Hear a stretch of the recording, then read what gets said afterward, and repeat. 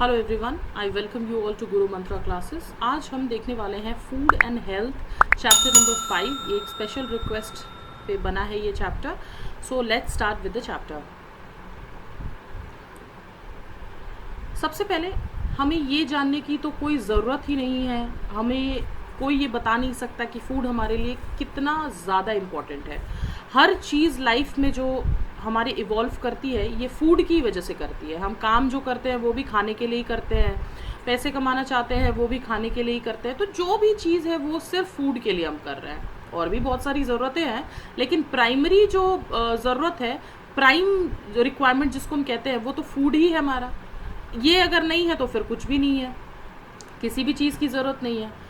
हर इंसान को फूड की ज़रूरत है, हर लिविंग ऑर्गेनिज्म को फूड की ज़रूरत है। जितनी भी स्पीसीज़ है अर्थ पे, जो भी हम बायोटिक कहते हैं जिसको, जो जिंदा रहते हैं, उन सबको खाने की ज़रूरत है। एक छोटे से फंगस को ले लो, एक छोटे से एल्गी को ले लो, या फिर बड़े से बड़े इंसान को ले लो, सबको खाने की ज़रूरत है। और ये ही वो खाना है जिससे हमारे बॉडी की जो न्यूट्रिएंट्स की ज़रूरत होती है, इससे वो पूरा होता है और बॉडी प्रॉपर ग्रोथ में आती है और हमारा डेवलपमेंट होता है। ठीक है, इस चैप्टर में हम काफ़ी सारी चीज़ें पढ़ेंगे। बैलेंस डाइट क्या होता है, न्यूट्रिएंट्स क्या होता है, अलग अलग टाइप के डिफिशियंसी डिजीजेस क्या होते हैं, कम्युनिकेबल नॉन कम्युनिकेबल, ये सारी चीज़ें इस चैप्टर में हम देखने वाले हैं। तो सबसे पहले हम देखेंगे फूड कितने टाइप का होता है। तो जो खाना हम खाते हैं उसमें एसेंशियल जो न्यूट्रिएंट्स होते हैं वो होते हैं 5। वो कौन कौन से होते हैं? कार्बोहाइड्रेट, प्रोटीन, फैट, विटामिन्स और मिनरल्स। ठीक है, इनको हम फूड कंपोनेंट्स भी कहते हैं। कौन कौन से हैं? Carbohydrates, proteins, fats, vitamins and minerals. ठीक है, फूड में एक और चीज़ होती है जिसको हम कहते हैं रफेज एंड वाटर। ये सबसे ज़्यादा अगर कोई इंपॉर्टेंट चीज़ होगी तो वो रफेज एंड वाटर ही है। ठीक है, अच्छा, कुछ न्यूट्रिएंट्स ऐसे होते हैं जो हमें काम करने के लिए एनर्जी देते हैं, खेलने के लिए एनर्जी देते हैं, बड़े होने में हेल्प करते हैं, या फिर कोई डिजीज़ को फाइट करने में हेल्प करते हैं। ठीक है, तो अलग अलग फूड्स जो है वो अलग अलग न्यूट्रिएंट्स हमें देता है अपने अपने वर्क के अकॉर्डिंग। तो हमें अलग अलग टाइप के फूड्स खाने चाहिए ताकि हम फिट रह सकें और हेल्दी रह सकें। सबसे पहले बात करेंगे कार्बोहाइड्रेट्स की। तो कार्बोहाइड्रेट्स जो होता है ना, वो एनर्जी गिविंग न्यूट्रिएंट्स होता है। मतलब जिससे आपको सबसे ज़्यादा एनर्जी मिलती है वो होता है कार्बोहाइड्रेट। ठीक है, एकदम क्विक एनर्जी जिसको हम कहते हैं, बॉडी में एकदम फटाक से एनर्जी जिससे आती है, वो होता है कार्बोहाइड्रेट। जैसे आप ले लो राइस, ले लो वीट, ले लो कॉर्न, मक्का, है ना, ये सब कार्बोहाइड्रेट्स में रिच होते हैं। पटेटोज, बनानास, जितनी भी शुगरी आइटम्स हो गए, ये सब कार्बोहाइड्रेट्स में रिच होते हैं। ठीक है, और ये जो कार्बोहाइड्रेट्स है इसमें 2 टाइप हम क्या देख सकते हैं, एक तो शुगर देख लेते हैं, दूसरा स्टार्च देख लेते हैं। ये 2 टाइप के कार्बोहाइड्रेट्स हैं। ऊपर भी वैसे हमने यही देखा था। तो एकदम फटाक से बॉडी में इससे एनर्जी आती है हमारे, है ना। प्रोटीन्स क्या होता है? प्रोटीन वो न्यूट्रिएंट है जो हमारी बॉडी के ग्रोथ में हेल्प करता है। जैसे देखते हो ना, जिम बनाने वाले लोग प्रोटीन पीते हैं। तो प्रोटीन क्यों पीते हैं? क्योंकि उससे मसल बिल्ड होता है, मसल बनाना होता है ना, उनको बॉडी शॉडी बनानी होती है, तो उनसे उनको मसल गेन करने में हेल्प मिलती है, मसल बिल्डिंग में हेल्प मिलती है, और जो बॉडी पार्ट हमारे डैमेज हो गए हैं उसको रिपेयर करने में हेल्प मिलती है। इसीलिए इसको हम बॉडी बिल्डिंग न्यूट्रिएंट्स भी कहते हैं। उसको, कार्बोहाइड्रेट्स को क्या कहते हैं? एनर्जी गिविंग न्यूट्रिएंट, है ना। इसको हम कहते हैं बॉडी बिल्डिंग न्यूट्रिएंट। अब एग्स ले लो, मीट ले लो, फिश ले लो, मिल्क ले लो, पल्सेस हो गया, सोयाबीन हो गया, चीज़ हो गया, ये सब प्रोटीन रिच डाइट होता है। तो जिनको भी बॉडी शॉडी बनानी होती है वो यही डाइट फॉलो करते हैं, प्रोटीन रिच डाइट। अब आते हैं फैट्स पे, जो हम में से आई गेस 90% लोग सबसे ज़्यादा कंज्यूम कुछ करते हैं तो यही करते हैं, है ना। आजकल की लाइफस्टाइल ही ऐसी हो गई है, पिज्ज़ा, बर्गर, ये सारी चीज़ें हमें खानी है, तो इन सब चीज़ों में फ़ैट होता है।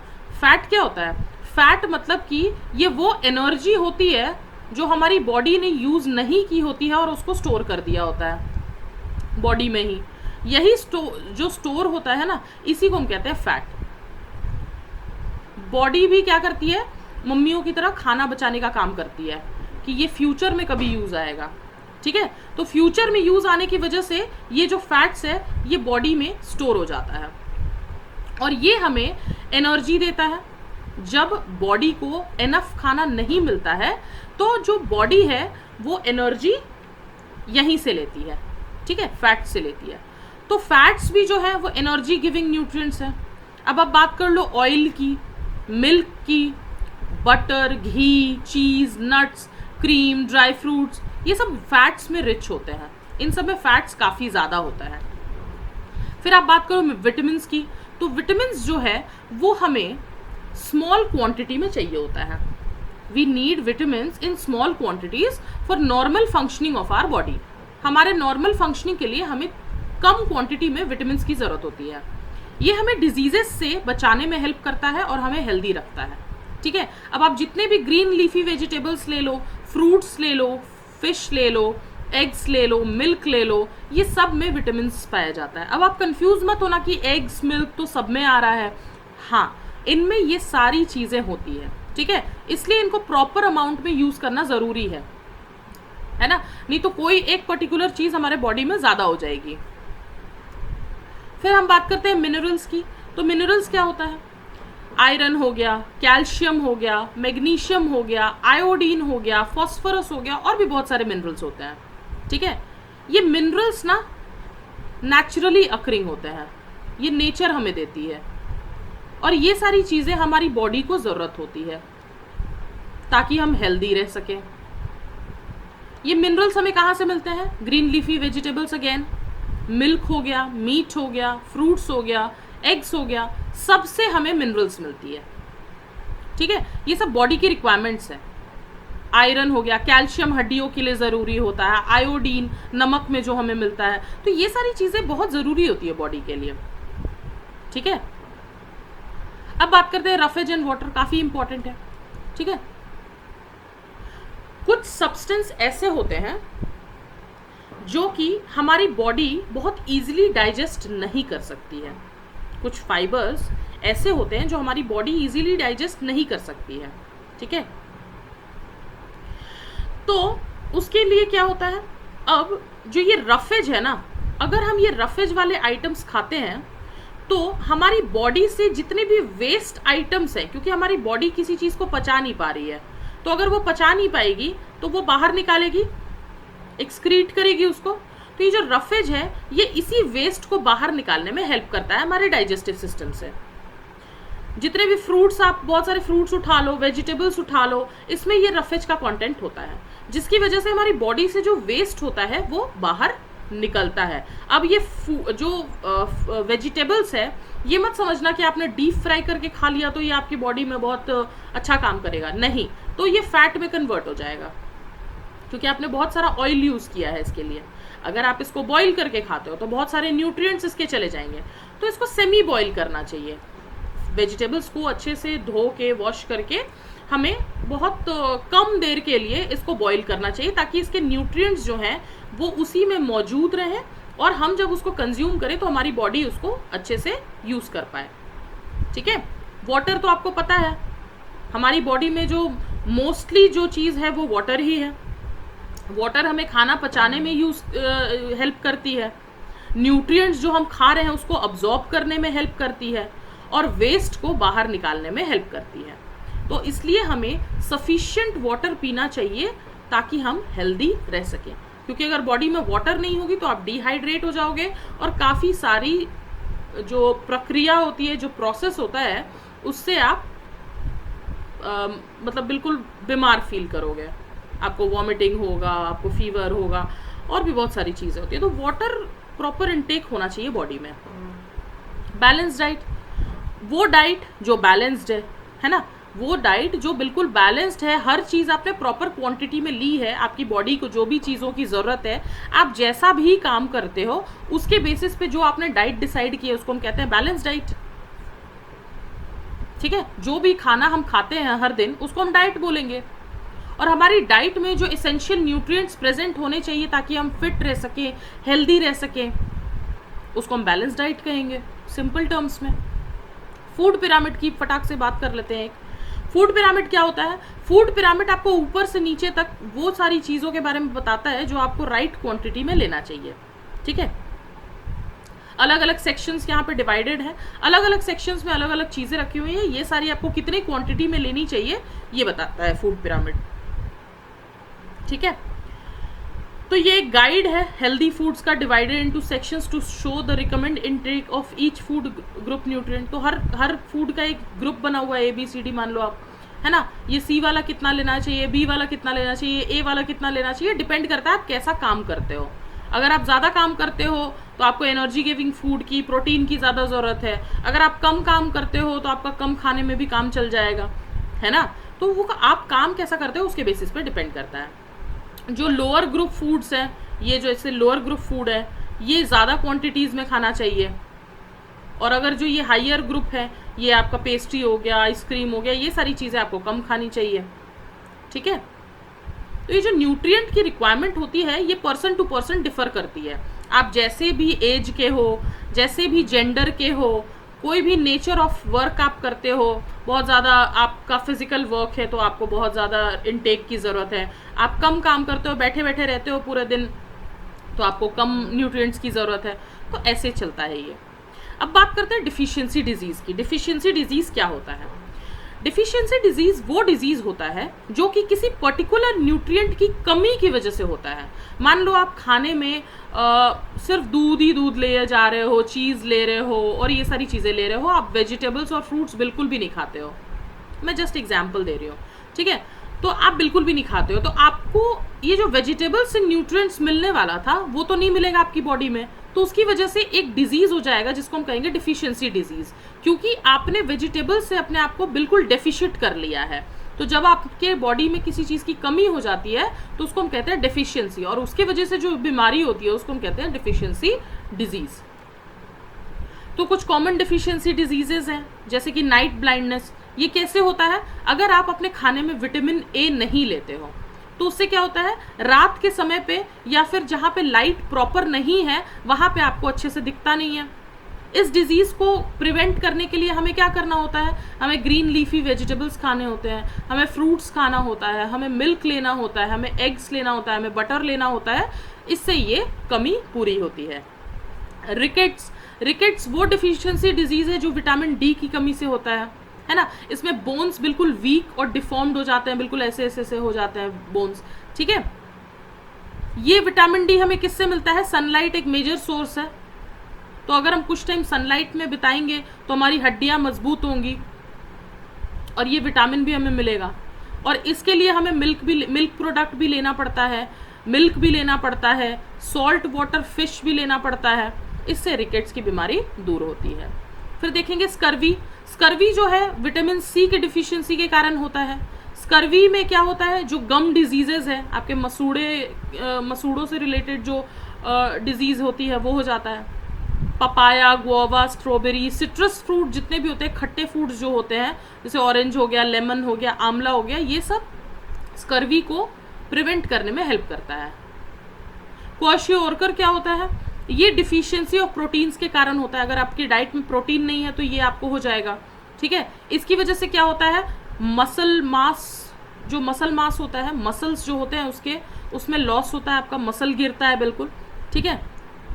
आप मतलब ग्रो नहीं कर पाओगे अच्छे से, आपका वेट बढ़ेगा नहीं, ठीक है, और आपको बहुत जल्दी इन्फेक्शंस होने लगेंगे, ठीक है। तो इसके लिए हमें क्या करना चाहिए? हमें कार्बोहाइड्रेट लेना चाहिए, प्रोटीन रिच फूड लेना चाहिए क्योंकि प्रोटीन की कमी से हो रहा है। Milk, egg, fish, meat, pulses, ये सारी चीज़ें आपको लेना पड़ेगा इसके लिए।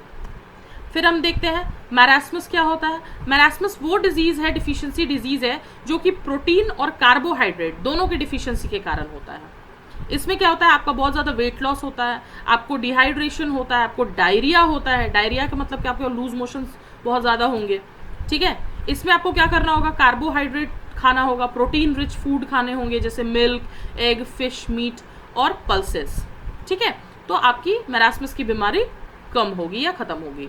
फिर अनीमिया देखते हैं। आजकल ऑलमोस्ट जितनी भी विमेन हैं, औरतें हैं, उनको अनीमिया हो जाता है। ये अनीमिया क्यों होता है?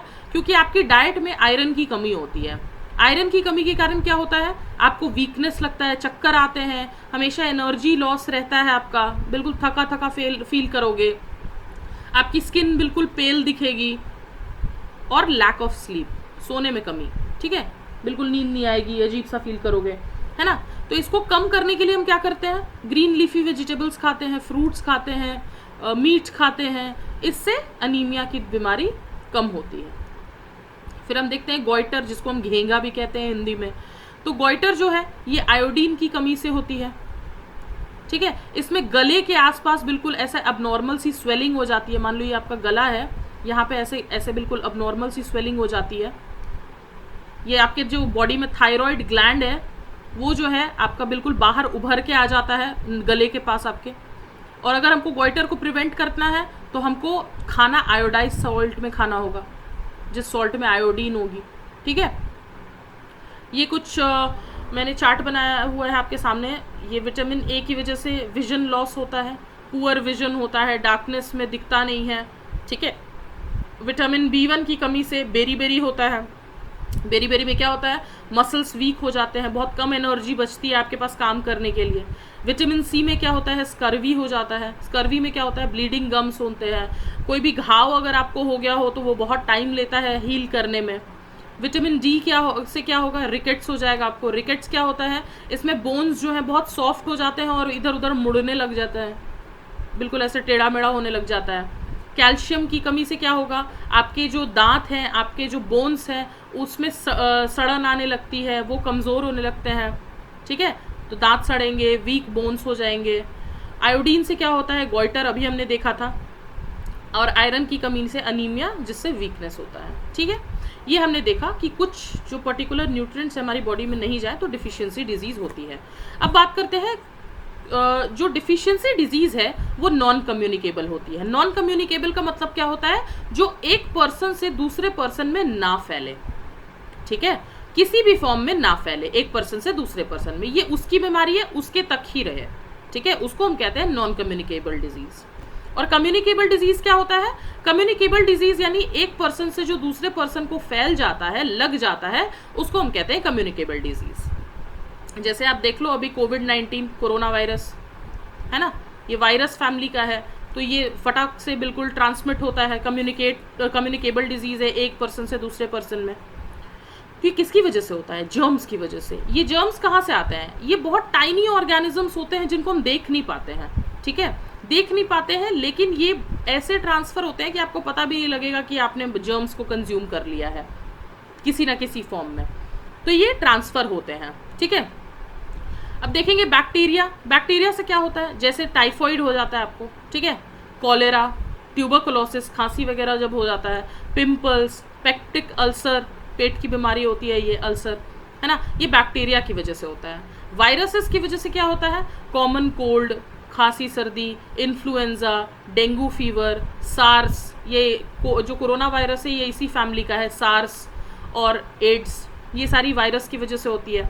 फिर फंगी की वजह से क्या होता है, स्किन इन्फेक्शंस जैसी चीज़ें हो जाती हैं। प्रोटोजोआ की वजह से क्या होता है, मलेरिया, काला अजर, स्लीपिंग सिकनेस, ये सारी प्रोटोजोआ की वजह से होती है। फिर हेलमिंथ वर्म्स की वजह से क्या होता है, इंटेस्टाइन में जो इन्फेक्शंस होते हैं, और एलिफेंटियासिस, बिल्कुल पैर वैर ना एलिफेंट के जैसे हो जाते हैं, बिल्कुल जैसे एलिफेंट के पैर होते हैं ना मोटे मोटे, वैसा हो जाता है एलिफेंटियासिस में, ठीक है।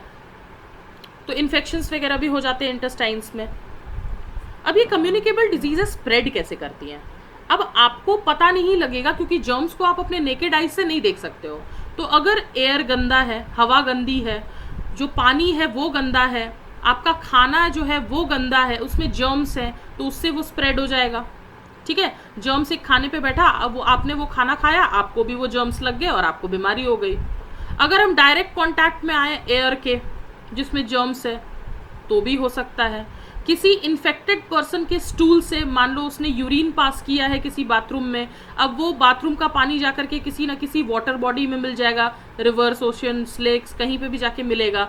उस लेक का पानी आपके घर में भी आता है, आप उसको यूज़ करते हो ब्रश करने के लिए या नहाने के लिए, तो वो जो वायरस है, वो जो चीज़ है वो आपके पास लग जाएगी, ठीक है।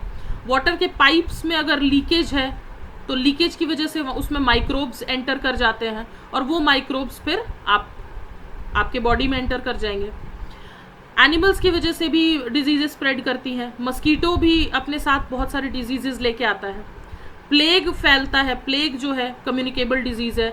ये कैसे फैलता है? ये जनरली रैट्स में एक फ्ली होता है, उसकी वजह से होता है, ठीक है।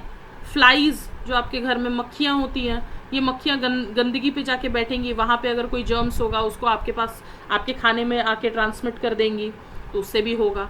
वर्म्स की वजह से भी होता है। अब जो ये राउंड वर्म्स होते हैं ये ह्यूमन इंटेस्टाइन्स में रहते हैं, ठीक है। अगर हम कोई भी खाना ऐसा खाए जिसमें उसके अंडे हैं वर्म्स के, तो वो खाना खाएंगे, वो हमारे पेट में चला जाएगा, वहीं पे वो हैच भी कर जाएगा और वहीं पे वो ग्रो भी करने लगेगा, ठीक है। तो ये वर्म्स की वजह से भी होता है। एक इन्फेक्टेड इक्विपमेंट्स अगर यूज़ कर लिया है किसी ने, मान लो आप इंजेक्शन लगवाने गए हॉस्पिटल और इंजेक्शन जो है वो इन्फेक्टेड किसी पर्सन के ब्लड से, किसी का ब्लड निकाला गया था उस इंजेक्शन से और वही इंजेक्शन आपको दे दिया गया, तो इस इंजेक्शन से भी आपको डिजीजेस स्प्रेड हो जाएंगी। तो ये सारे कॉजेज थे जिसकी वजह से कम्युनिकेबल डिजीज स्प्रेड करता है। फिर हम देखेंगे इसको प्रिवेंट कैसे करें हम। अब कैसे बचा जाए भाई, ये सारी चीज़ें तो हो जाती है, बचे कैसे? सनलाइट। सनलाइट एक मेजर सोर्स है जिससे कोई भी वायरस बैक्टीरिया जो है वो मर जाता है, क्योंकि ये गर्म प्लेस पे सरवाइव नहीं कर सकते हैं, ठीक है। तो सनलाइट में मान लो आपके जो मैट्रेसेस वगैरह हैं आप धूप में डालते हो, इसीलिए डालते हो ना ताकि कोई भी जो कीटाणु है वो मर जाए। तो सनलाइट बहुत अच्छा सोर्स माना जाता है। हमें क्लीन वाटर और फूड का कंजम्पशन करना चाहिए। मस्कीटो या फ्लाई की ब्रीडिंग रोकनी चाहिए। कहीं पे भी इकट्ठा पानी है या कुछ ऐसा है तो वो चीज़, गंदा खाना है, वो सब चीज़ों को रोकना चाहिए। प्रॉपर वैक्सीनेशन लेना चाहिए टाइम टू टाइम, ताकि कोई भी डिजीज़ से हमें बचाया जा सके। तो ये इस चैप्टर में था। With this we come to the end of this chapter. I will see you in the next particular topic. Thank you so much. Stay tuned, and for more tutorials please subscribe to Guru Mantra channel. Bye bye.